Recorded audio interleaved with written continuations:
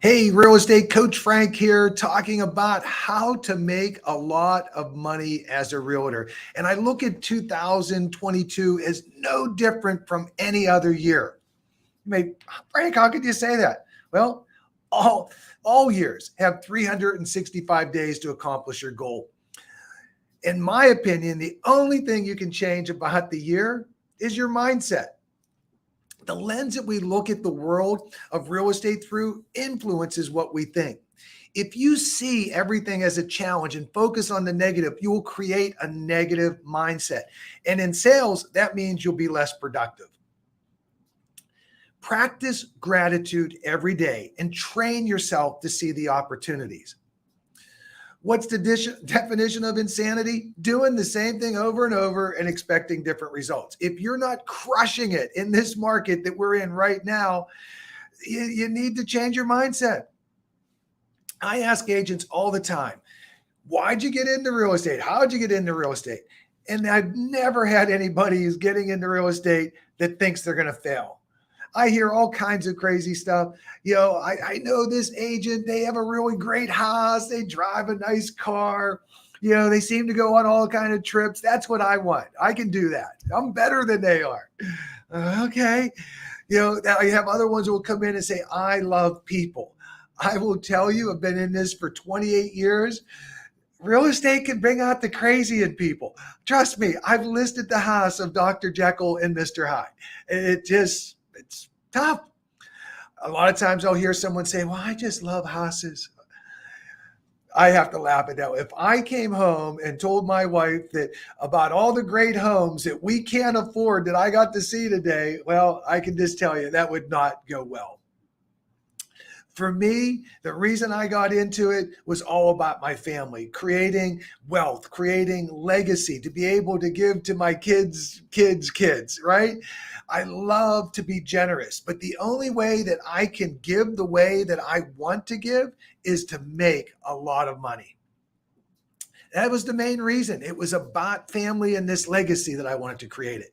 Back in 1993, at the age of 31, I worked for a small distribution company in Pittsburgh, Pennsylvania. And the only problem was, it was family owned, and I wasn't a family member. I was good at sales. I had a I can do it attitude. I wanted to build something for myself, but I could see that didn't really have a future for me. So I thought about, starting my own business. Well, I didn't come from a wealthy family. I didn't have the trust fund. I was living paycheck to paycheck at that time. Starting my own company was going to be a challenge. Building a real estate business was about the next best thing. I remember the day I announced to that small family-owned company that I was leaving. And I just said to infinity and beyond, because that's the way I believed it. That was my mindset, that this was the ticket for everything that I could ever dream or imagine in my life. It was through real estate. The only issue with that decision was I needed to make money. I was the sole earner for my family with 3 children under the age of 8. I had a mortgage, I had a couple cars, some credit card debt. What was I thinking? I walked away from a very stable job. Like most agents that get into real estate, I started working with buyers because I thought that was the fast track to making money. All right, I got a buyer in my car. We're going to go put an offer in. I soon realized, though, that I only had 24 hours in a day. And those buyers were taking up a lot more time than I had figured. My family was on the short end of the stick regarding, my time with them. One of my mentors, who was an amazing listing agent, seemed to have a great quality of life. They made the decision, to do things a little bit differently than how I was doing, and I wanted that. So if I wanted to accomplish one thing with this little video today, is to change your mindset, because that's what happened for me. The agent that controls the inventory wins any market. I don't care what the interest rates are, if there's COVID, I don't care what the market's doing. If you have the listings, saleable listings, you will make a lot of money in real estate. In my heyday, I was consistently listing about 30 to 40 properties a year and closing about 60 transactions. I was listing focused. I talk about listing and prospecting every single day. But the problem with prospecting is you have to talk to people. You have to pick up the phone. My mentor back in Pittsburgh was the first agent to earn $1 million selling real estate. I didn't need to reinvent the wheel. I just needed to do what he did. And he prospected every day. The main reason that most agents won't pick up the phone and call someone, I hear it over and over and over, the fear of rejection. What are you getting rejected from? I've gone to the department store, right? And I'm looking for something, and it always happens. A sales clerk will come over and say, "Hey, may I help you?" And I respond, I have my canned response, "No, thank you. I'm just looking." That sales clerk doesn't go over in a corner and start crying. They've been rejected face to face. "No, thanks. I'm good." What happens is they keep coming back. They watch me, right? They watch my body language. They see if I pick something up. They come, "Would you like to try that on? Would you like that in a different color? Hey, did you see this one over here? It's very similar." They're relentless. But that's how you have to be in real estate. We can learn a lot from just going to the department store. How crazy is that? And we're talking about the most expensive item that most people will ever buy, their home. It just made me think we can't pick up the phone because we're afraid. We're afraid to make a call because they may say no, thank you, or no. They can't even see you. It doesn't even make sense why agents won't make the call. I'm trying to help you understand how stupid that is. It's just ridiculous. Make the calls. I made a great living off of for sale by owners and expired. I say to the agents all the time, what, especially newer one, what's an expired listing? It's someone who was tortured a realtor for probably about 6 months at the wrong price. That's what an expired listing is. Over that 6 months, that agent, being good, bad, indifferent, doesn't matter, they have conditioned that seller that he needs to reduce. They keep saying it over and over, but the seller doesn't hear him. That's why his home's not selling. I know it's happened to so many people who are watching this right now. Like, yeah, I've been there. The seller tells you all the things that you're doing wrong. You haven't done enough open houses. You need better pictures. You're not promoting the property enough, and on and on and on. You never show it yourself. I love that one. You keep saying to them during that whole thing, we really need to reduce. The price is a moment in time. We need to reduce. Nope. Reposition. I always like that one too. We need to reposition. Then you get the call. And it's usually in the middle of the night. You let it go in the voicemail. Get up first thing in the morning. You answer your voicemail. "Frank, I really like you, but we need a new realtor. We're going to make a change." You call the next morning. You're there. "Please, just give me a few more weeks. I can get it sold." You're basically begging them to torture you some more. Ultimately, they say no. They cancel with you. And then, this is the crazy part, they relist the home at a reduced price and it sells the first week. Now, you've been telling them for 6 months they need to reposition, but that's what happens. Just think, we had over almost 10,000 expired listings here in DFW year to date. Why don't our agents call more expired? Everyone tells me they're going to do it, but so few do. If I could just get a handful of you calling expireds, my prayers are answered. They really do work. The mindset that I mentioned at the beginning of this presentation will either make you hugely successful or talk you out of it. I'm here to tell you, talk yourself into it. Make the calls. Expired listings, as I said, are conditioned sellers. That first agent has beat them up, telling them, you got to reduce, you got to reduce. So why wouldn't we call them?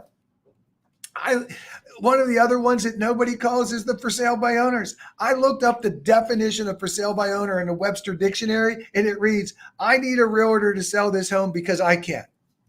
Just look it up yourself. That's what I believe it means. Why don't we call? Because we might get it rejected. They might hang up on you. Who cares? Next. Expireds are simple. And here are 3 responses that you'll get from every expired that you call. First one, and this is my script. Hey, this is Frank Obringer with Coldwell Banker Realty. I saw your home expired on the MLS and I was just curious. I specialize in homes that other people can't sell. I'd love to come over and take a look at your home. Now you're going to get a few responses. The first one, and when I say this, you're going to, that never happens. I'm telling you, it happens. They say, oh my gosh, we've been thinking about putting our home back on the market. I can't believe you just called at this moment. You must be heaven sent. Don't say another word. Get the appointment and go, right? Yes, I will list your home for you. More than likely, though, you get the sarcastic response. That's, response number 2. If you're such a specialist, why didn't you show it while it was listed? Well, I got a response for that. And the third response, the third one you get is, I'm waiting for spring, fall, Christmas, whatever they're waiting for. They're waiting for something, but that's your 3 responses. So when you get the second one and they say to you, why didn't you sell it when it was listed? Well, the reason is because I focus selling my own listings and in my team's listings. The reason I say that I specialize is because of that focus. That's why I sell more listings than other people. I sell listings that other people can't because of my focus. I'd love to come over and see your home. You will be surprised how many people will just say, all right, Thursday, okay, Friday better, whatever. The third response, I want to wait. And this one's a little trickier, but I usually just come in with something like, hey, Mr. Seller, if I brought you a full price offer today, would you take it? And they always respond, do you have a buyer? And don't lie to them. I always say the same thing. No, but if I did have, would you sell your home at full price? And most you'll hear some sort of, quiver in their voice. Yeah, I probably would. And my response to that usually is something like, hey, I can hear it in your voice. You're tired of the process. As I mentioned before, I specialize in selling homes other agents can't. Let me come over, see what I can do to help you. It really is that easy. Those 3 responses are the 3 that you'll get. Practice those scripts and you'll be great. What's holding you back from the calling? Well, it's so easy. It's almost ridiculous. Your entire mission on picking up the phone and calling should be about setting an appointment. 1 appointment a day, 5 days a week. You ask me, what's an appointment? Just to go see the house. It could be a for sale by owner. They'll invite you. Expireds. They need you.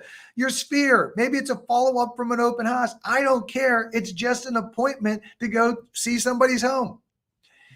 Do not try to list the home over the phone. The mission is the appointment. You don't give them a price over the phone. You don't give them your opinion over the phone. You just set the appointment. 1 appointment a day, 5 days a week. I hear coaches say all the time, hey, you need to make 20 calls a day. I don't really care how many calls it takes, just that you have 1 appointment a day to talk to somebody about listing their home. It may take 2 calls. It may take 50 calls. Call until you get one. 1 appointment a day, 5 days a week. And here's the thing, Frank, that's a lot of work. That's a lot of appointments. Really, guys, it's crazy. Out of the 5 appointments, 3 of the folks are fruitcake, nuts, right? They're not ready. They don't like your price. They don't like your terms or conditions. Put them in some sort of a drip campaign and just drip on them until you wear them down, until you get them calling you to come over and list. If I talk to most top producers and say, hey, you're going to go on 5 appointments this week for listings, and I ask them how many they're going to get, they're all going to say, I'm going to get 5 listings. I don't want you to get, I want you to get 2 saleable listings. And that's by blowing off 3, right? If you got 2 saleable listings a week, that's 8 a month. That's 96 listings in a year. I actually, taught this, and I was talking to an agent, and they go, Frank, I don't know if I want to work that hard. The tax ramifications from that alone, that's way too much money. I cracked up. I'm like, oh my gosh, stop at 40. All right. If you have 40 saleable listings, whenever you hit that, just take the rest of the year off. You're good. You made a boatload of money. Because if you have 40 saleable listings like me, you're going to double some. You're going to have some buyers that you want to work with and reaching out to you. You end up doing 60, 70, 80 deals if you had 40 saleable listings. That's what I want you to think about. Don't work with listings that don't want to listen to you. I don't want to pay you a commission. See ya. I don't like your price. Bye-bye. Hey, I want you to do 12 open houses and have me the report by 6 o'clock tonight. I don't think so. Hasta la vista. That's what you have to have in your mindset. You don't want to work with those folks. But for some crazy reason, that's the ones that we usually take. We take the listing that's 100,000 more than your comps say, and they go, you think you can get it? Well, I'll try. Oh my gosh, stop the insanity. The crazies don't listen. Start working with them. Don't do it. For sale by owners, again, they're easy. They just take longer to get. They take about 7 to 8 touches. For sale by owners are great. They just need you to make enough touches, right? They want you to bring a buyer. They'll say that all the time. Hey, if you got a buyer, bring them over. It'd be great. We have a beer. They want to know what you think the price is. Hey, what do you think of my price? They want to know your opinion. They want you to tell them everything they should do. All you want is the appointment. And the crazy thing is with for sale by owners is they'll give it to you. You tell them that you specialize in the area. You like to know all the homes that are for sale, not just the ones in the MLS, and then ask them the question, hey, can I come over and see your home? They'll let you come over. And when you get there, they'll start asking you, well, what do you think? What would you do? After they ask all their questions, say, it sounds like you'd like to interview me for the job of listing your home. Build relationship with them. Be a resource for them regarding some things, but not everything. Give them some general stuff that you can, again, build towards that relationship. For sale by owners, because it's their own property, they most always leave money on the table. They need you to protect them from themselves, right? So I'm telling you, I love for sale by owners. So much. I want you to have this visual. If you're riding down the street, you see a for sale by owner sign, I want you to think of it like, the treasure map, from the Pirates of the Caribbean with the X on the spot, because that X, that sign in the front yard is buried loot. You might need to dig a little bit to get it, but there's money there. 8 out of 10 for sale by owners eventually will either sell or list with a realtor. We need it to be you. You need to know about that property. You need to get in front of them. Pick up the phone. When a seller says, I don't want to pay a commission, no worries. Bye. Have a great life. Good luck. In this business, you absolutely need to know how to do the 3 Ps. And that's prospect, present, and price properties. The prospecting we've been talking about the whole time. 1 appointment a day, 5 days a week. And then you got to have a great presentation. And we have tools that help you here at Goldbanker Realty, but you need to have one, whatever it is, something professional that will set you apart from everybody else. And the more you do it, the more comfortable we get. Same thing with pricing. Pricing, when you're going on 5 appointments a week, you get really good at pricing and presentation. And as a coach, I can actually help to tweak it if we're not seeing the results out of those. If you're getting less than 2 of the 5, oh my gosh, I only got 1 out of the 5. You'd still make a boatload of money. That's 50 listings a year. You are a pro. You need to change your mindset and start thinking that way. At the beginning, I talked about why I got into real estate. You need to know your why.